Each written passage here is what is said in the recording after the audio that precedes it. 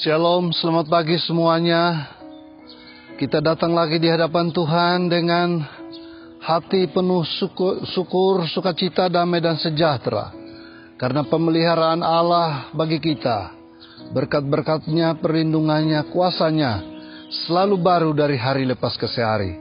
Patutlah di pagi hari ini, kita semua datang merendahkan diri untuk memuji-muji Dia, mengagungkan nama Dia, dan menyerahkan hidup kita kepada Dia, bahkan mendengarkan suaranya, sehingga kita akan menjalani kehidupan kita hari lepas hari hanya bersama dengan Tuhan. Mari kita awali ibadah kita dengan doa. Ya Tuhan, kami datang di hadapan-Mu ya Bapa pada pagi hari ini.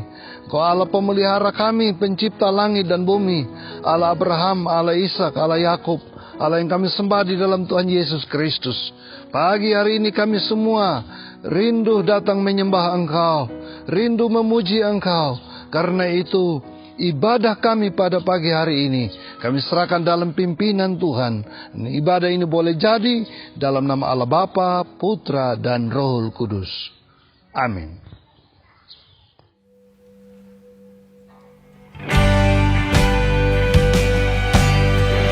Sebab Kau Allah yang layak ditinggikan.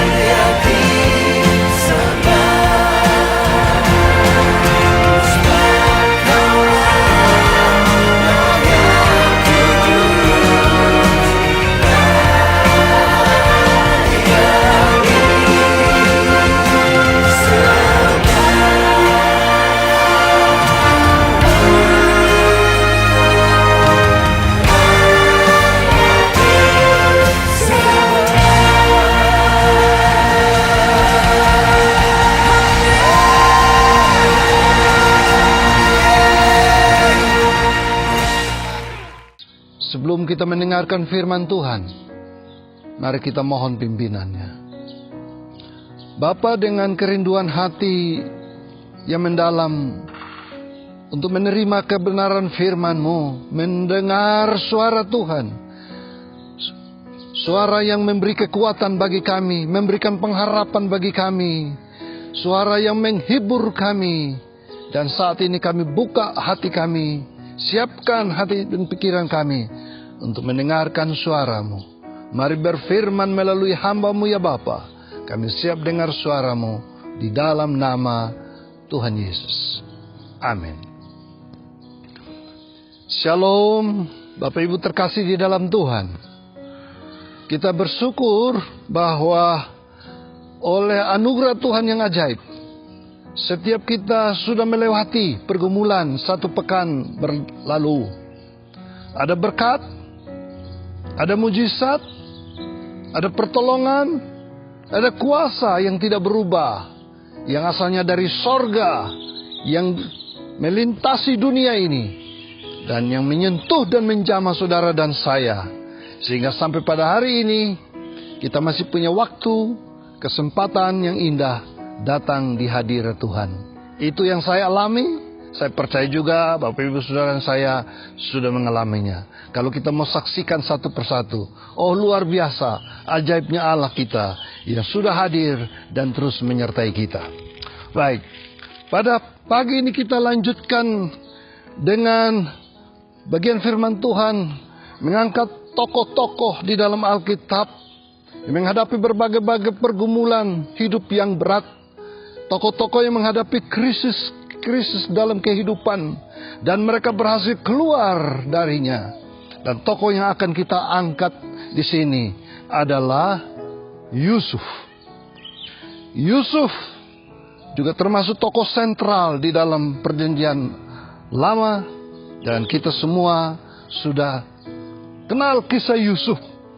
Bagi kita yang lahir dalam kekristenan, sejak kandungan sudah diceritakan, sejak kita di sekolah minggu sudah mendengar, selama kita menjadi anak Tuhan, mendengarkan khotbah tentang Yusuf berkali-kali, kita sudah pahami cerita ini. Tapi saudara-saudara yang terkasih di dalam Tuhan, kita akan belajar sini bagaimana rahasia Yusuf bisa menang atas krisis dalam kehidupannya. Apa yang dialami oleh Yusuf, saudara-saudara? Kita tahu di sini bahwa pada akhirnya Yusuf tampil sebagai pemenangnya. Jadi kita ingin belajar daripada Yusuf.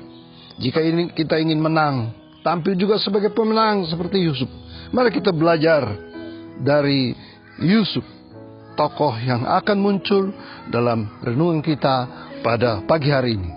Saudara-saudara yang terkasih di dalam Tuhan Yesus Kristus, apa rahasia keberhasilan Yusuf mengatasi krisis dalam kehidupan ini? Kita mempelajari secara keseluruhan sejarah hidup Yusuf, maka kita temui di sana ada beberapa rahasia yang dimiliki oleh Yusuf. Yang pertama, bahwa Yusuf itu adalah orang yang mampu menjaga identitas dirinya, ya. Mempertahankan identitas dirinya. Identitas diri Yusuf. Siapakah dia? Dia adalah putra kesayangan daripada Yakub. Yakub memiliki banyak anak. Yusuf lahir pada usia Yakub yang sudah lanjut. Karena itu memang Yakub menaruh perhatian spesial kepada Yusuf. Tetapi dengan perhatian spesial ini menimbulkan iri hati daripada saudara-saudaranya, dan saudara-saudaranya berniat jahat terhadap Yusuf dan ingin membunuh Yusuf karena perhatian kasih sayang orang tua melebihi mereka, dan Yusuf menjadi prioritas. Tetapi saudara lihat di sini bahwa Yusuf, dia tetap merendahkan dirinya. Dia tahu bahwa dia memiliki status sebagai anak yang dikasihi oleh ayahnya Yakub. Yusuf tahu bahwa dia sebagai adik, dia harus tetap mengasihi dan menghormati saudara-saudaranya. Dia tetap bersikap baik terhadap ayahnya maupun terhadap saudara-saudaranya dan terhadap sesamanya. Dia menyadari identitas dirinya bahwa dia dalam posisi anak bungsu, anak yang dikasihi, tetapi dia tetap mempertahankan diri seperti itu. Nah, saudara-saudara lihat di sini, Yusuf dalam posisi ini mempertahankan identitas dirinya. Ya, saudara-saudara, kita memiliki identitas diri juga, bukan? Siapakah kita? Di hadapan Allah, kita ini berstatus sebagai anak-anak Allah. Karena Yohanes pasal 1 ayat 12 mengatakan begini. Seberapa banyak orang yang percaya kepada dia, diberinya kuasa supaya menjadi anak-anak Allah. Yaitu mereka yang percaya di dalam namanya. Nah, saudara-saudara, identitas diri kita adalah anak-anak Allah. Kalau identitas Yusuf, dia menempatkan diri sebagai anak yang dikasihi oleh ayahnya. Dia sebagai adik dari saudara-saudaranya. Dia tahu posisi strategis itu. Kita sebagai anak-anak Tuhan, sebagai anak-anak Allah, identitas diri kita sebagai anak-anak Tuhan, kita tidak boleh sangkal itu. Allah memanggil kita dimanapun, dalam status apapun, Dia mengenal kita. Karena itu, jangan kita menyangkali identitas diri kita. Siapakah kita? Kita setelah dipanggil menjadi anak-anak Tuhan, menjadi pelayan-pelayan Tuhan, menjadi hamba-hamba Tuhan. Kita harus tetap pada posisi seperti itu. Mungkin akan timbul kecemburuan seperti saudara-saudara Yusuf. Yusuf mendapat belas kasihan daripada ayahnya. Itu bukan permintaan Yusuf. Yusuf diberkati. Yusuf menerima semua yang baik. Dia tetap pada posisi semacam itu. Sekalipun dia tetap dibenci, dia tetap mengatakan, saya apa adanya. Kita menerima identitas diri kita. Kita mungkin telah dilahirkan dalam status keluarga yang sedemikian. Kita dipanggil dalam status sedemikian. Tetapi identitas diri kita yang berharga adalah kita berstatus sebagai anak-anak Allah. Sebagai anak-anak Tuhan dimanapun kita berada. Dan jaga identitas diri. Karena itu kita lihat bahwa nantinya Yusuf akan menang hadapi segala persoalan. Dia tidak berbantah dengan saudara-saudaranya. Tetapi dia tetap memposisikan dirinya sebagai adik daripada saudara-saudaranya. Itu sebuah hal yang sungguh menarik. Memposisikan diri berdasarkan status, potensi, karunia apa yang Tuhan sudah berikan. Jangan kita keluar daripada status semacam itu. Maka apa yang terjadi sekalipun tantangan datang silih berganti, Yusuf tetap mempertahankan itu. Mari kita baca satu teks di dalam Kejadian pasal 39. Berkaitan dengan Yusuf yang mempertahankan identitas diri dan menghadapi bermacam-macam persoalan. Pasal 39, tetapi Tuhan menyertai Yusuf sehingga ia menjadi seorang yang selalu berhasil dalam pekerjaannya.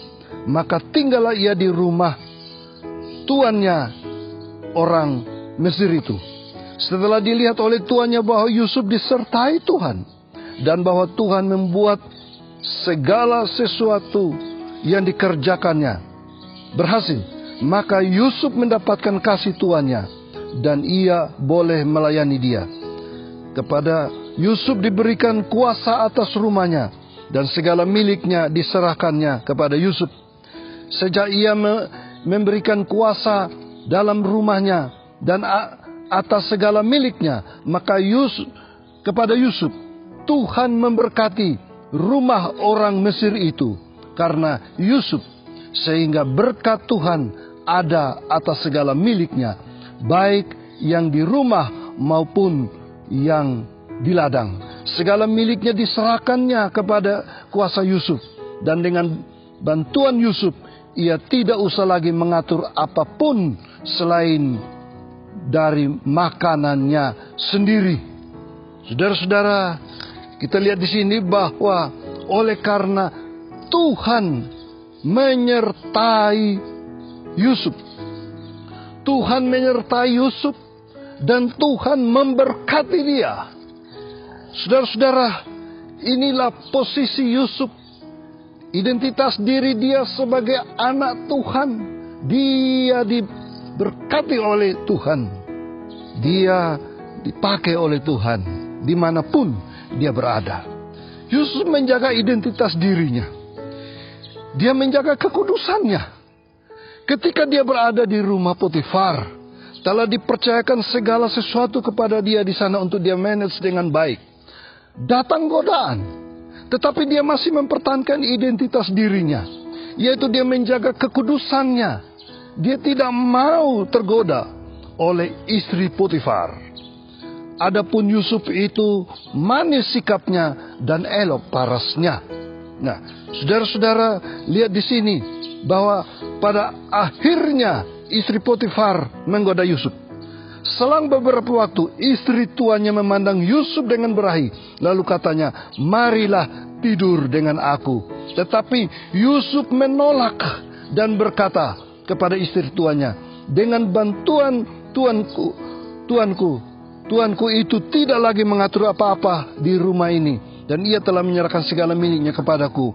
Bahkan rumah ini tidak lebih besar kuasanya daripadaku. Dan sekarang kita lihat, Yusuf mengatakan, bagaimanakah mungkin aku melakukan kejahatan yang besar ini dan berbuat dosa terhadap Allah. Yusuf mempertahankan identitas dirinya, yaitu dia sebagai anak Tuhan. Walaupun datang godaan bertubi-tubi dari istri Potifar, tapi dia mengatakan, bagaimana mungkin aku melakukan dosa yang besar ini dan aku berbuat dosa terhadap Allah, berbuat dosa terhadap Allah.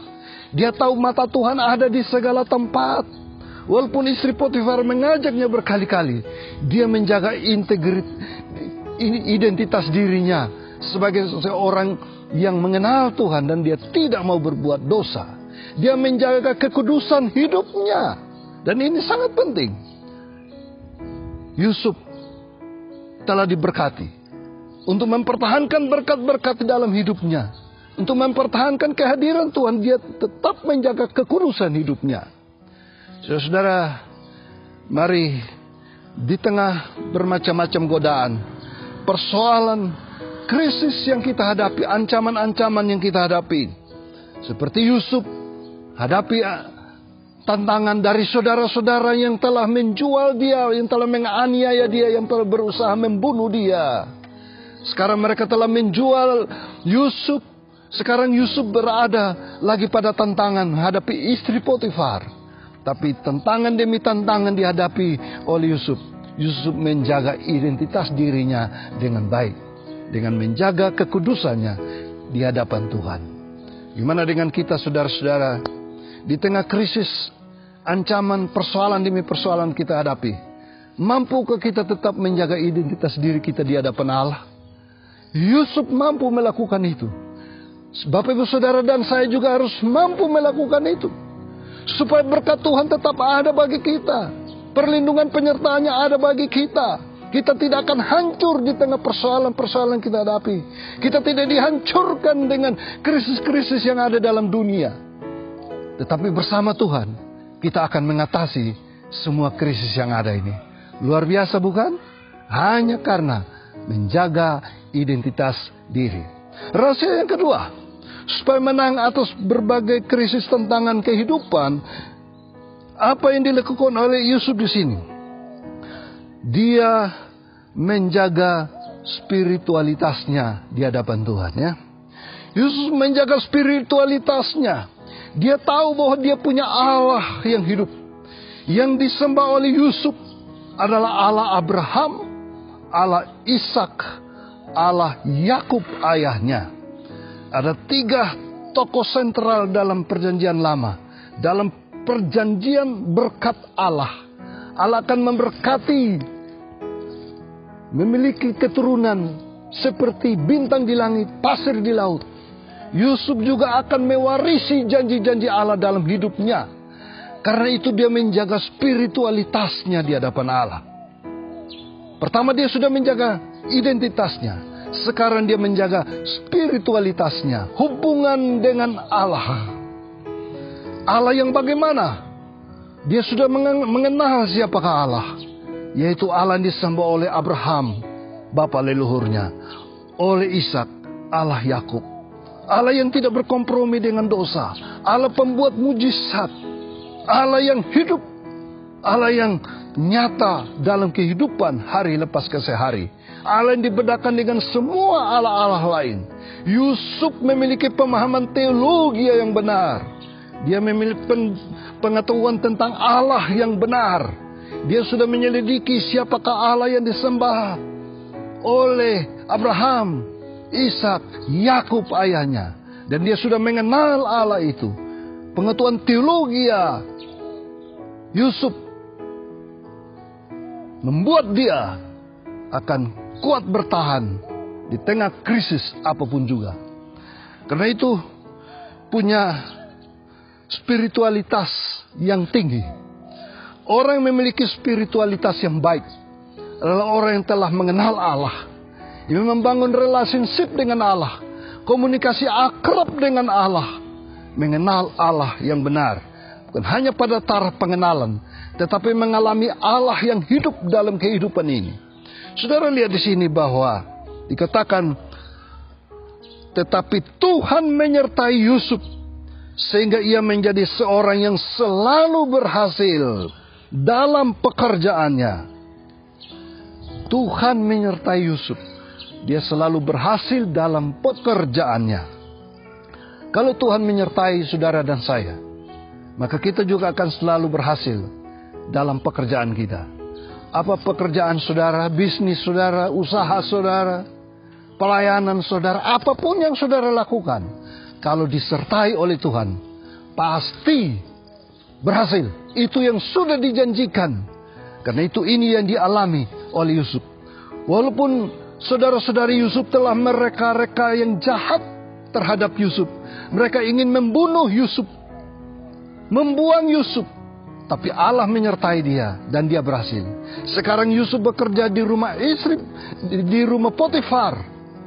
Yusuf berhasil juga, saudara-saudara. Dan keberhasilan Yusuf ini akan berkesinambungan seumur hidup dia, karena Tuhan menyertai. Inilah spiritualitas kita, perlu dijaga terus menerus. Bukan hanya tahun kemarin Tuhan menyertai kita, kita bersaksi. Bukan hanya tahun ini, tapi tahun depan pun dan seterusnya. Biarlah Tuhan menyertai kita seumur hidup kita.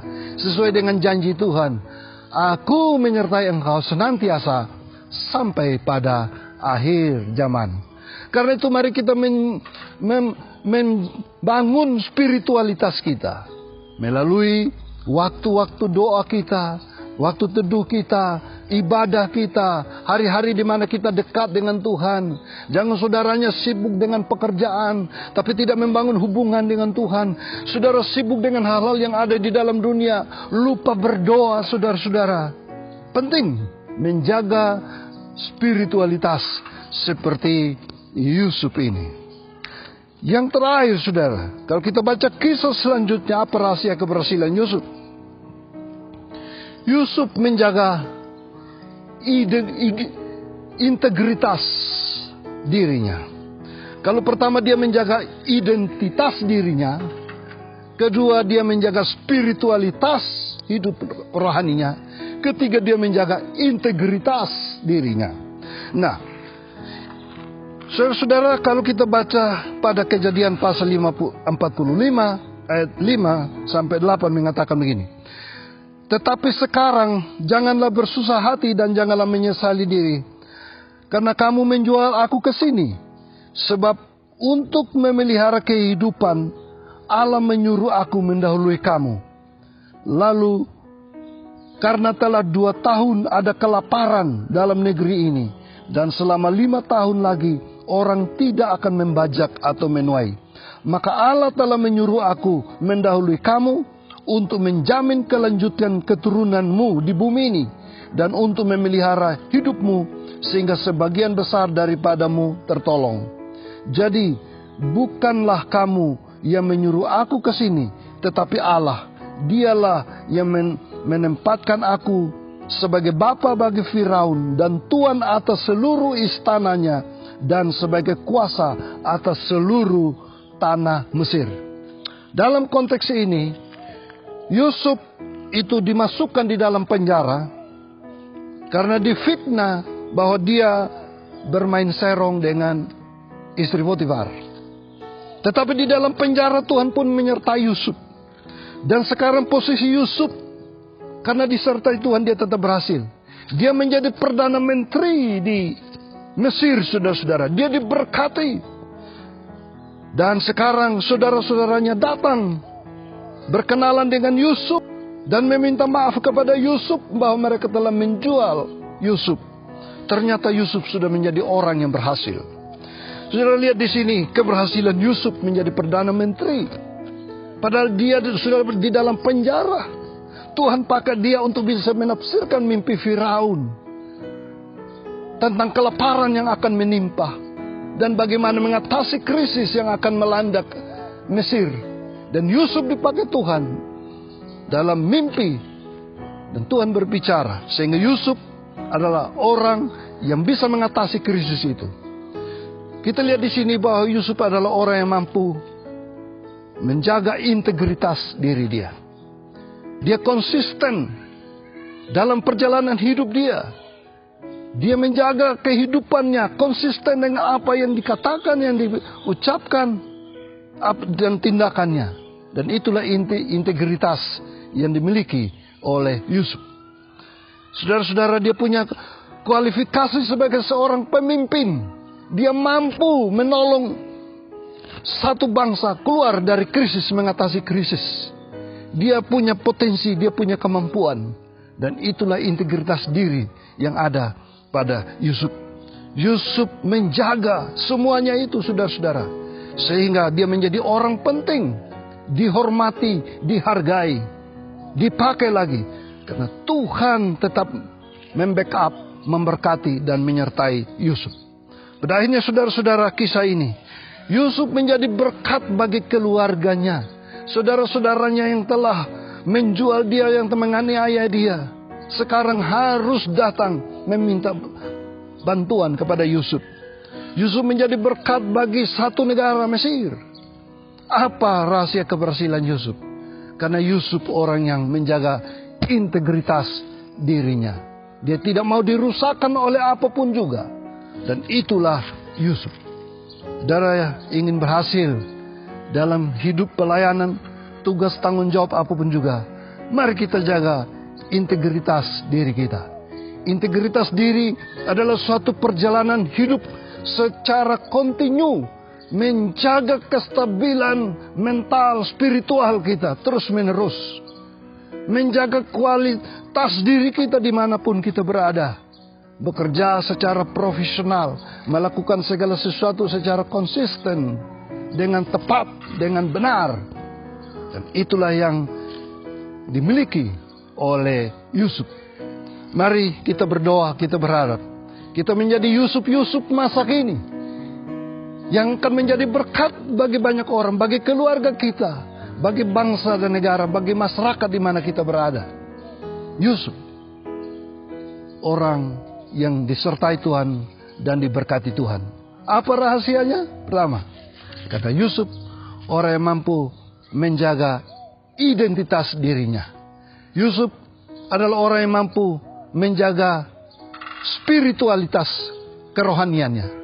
Yusuf mampu mempertahankan integritas dirinya. Tuhan memberkati kita sekalian, dimanapun kita berada.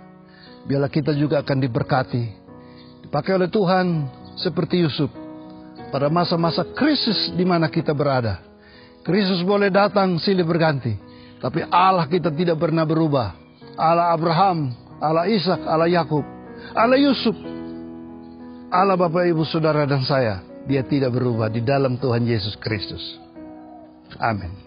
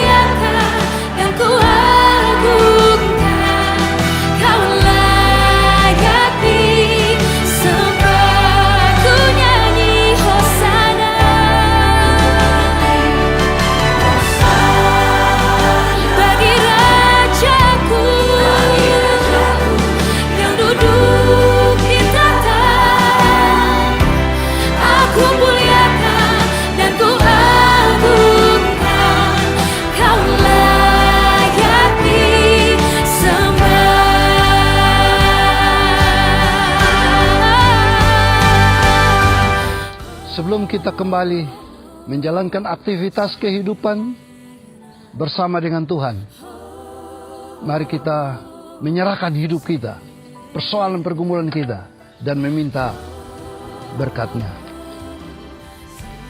Ya Allah Abraham, Allah Ishak, Allah Yakub, bahkan Allah Yusuf yang telah kami dengar ini, Allah kami di dalam Yesus Kristus yang tidak pernah berubah. Setelah kami menerima kebenaran firman-Mu, hari ini kami merendahkan diri di hadapan Tuhan. Tolonglah kami Tuhan, kuatkan kami. Jadikan kami Yusuf-Yusuf masa kini yang mampu mempertahankan identitas diri kami, mempertahankan spiritualitas diri kami, mempertahankan integritas diri kami. Tolong setiap kami yang sedang punya persoalan-persoalan kehidupan. Mungkin ada yang sedang dalam ancaman bahaya seperti Yusuf yang difitnah, dijual oleh saudara-saudaranya. Mungkin sedang ada dalam menghadapi godaan-godaan seperti Yusuf yang digoda oleh istri Potifar. Mesti ada yang sedang dilanda dengan krisis kehidupan, krisis ekonomi, sampai seperti Yusuf berada di dalam penjara. Kami berdoa jamahan Tuhan menyertai setiap kami yang telah mendengar firman-Mu. Mujizat pertolongan kehadiran Tuhan, itulah yang memberi kekuatan bagi kami. Bila ada yang sakit, diperkenan Tuhan dikuatkan untuk menanggung penderitaan atau disembuhkan di dalam nama Tuhan Yesus. Ada yang lemah imannya, dibangkitkan kembali untuk memiliki spiritualitas roh yang bernyala-nyala di hadapan Tuhan. Ada yang letih lesu dan bertanggungan berat, Tuhan Yesus hadir dan menjadi jawaban bagi kehidupan ini.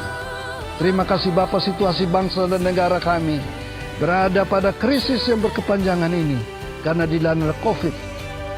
Bahkan di seluruh dunia kami berdoa banyak orang yang sedang menderita. Kami berdoa Tuhan, tolonglah setiap anak Tuhan, khusus hamba Tuhan dalam pemberitaan firman Tuhan dimanapun berada, gereja-gereja Tuhan, kami menyerahkan dalam tangan-Mu. Pemerintah bangsa dan negara kami juga tetap diberkati, ditolong oleh Tuhan, diberikan hikmat di dalam memimpin bangsa dan negara ini ya Tuhan. Terima kasih Bapa, dan biarlah kami dengan komitmen hati berserah diri, siap diberkati oleh Tuhan. Kami laksanakan segala tugas tanggung jawab kami. Kasih anugerah di dalam Tuhan Yesus Kristus, kasih setia Allah Bapa, perlindungan pertolongan oleh Roh Allah yang kudus, tetap menyertai kita sekalian dari sekarang sampai selama-lamanya. Amin.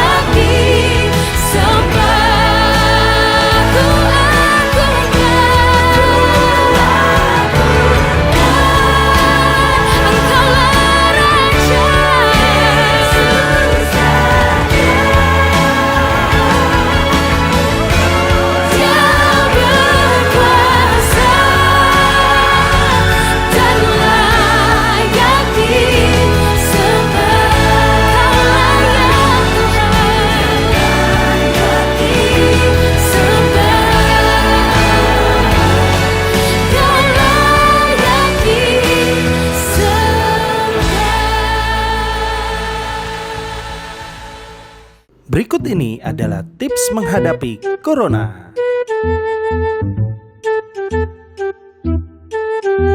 Yang pertama, rajin mencuci tangan menggunakan sabun. Pastikan setiap tangan dan jari-jari Anda sudah bersih agar jauh dari kuman dan juga virus-virus jahat. Yang kedua, Gunakanlah masker dengan baik dan benar, terutama apabila kita berada di tempat-tempat umum, agar tubuh kita tetap terjaga dari penyakit. Yang ketiga, pastikan Anda menjaga jarak Anda dengan orang lain, karena kita tidak tahu apakah mereka dalam kondisi tubuh yang baik atau tidak. Dan yang utama, setialah berdoa kepada Tuhan, karena hanya Tuhan yang tahu setiap masa depan kita. Demikianlah beberapa tips anak-anak Tuhan dalam menghadapi corona. Tetaplah percaya dan tetaplah berdoa. Tuhan Yesus memberkati.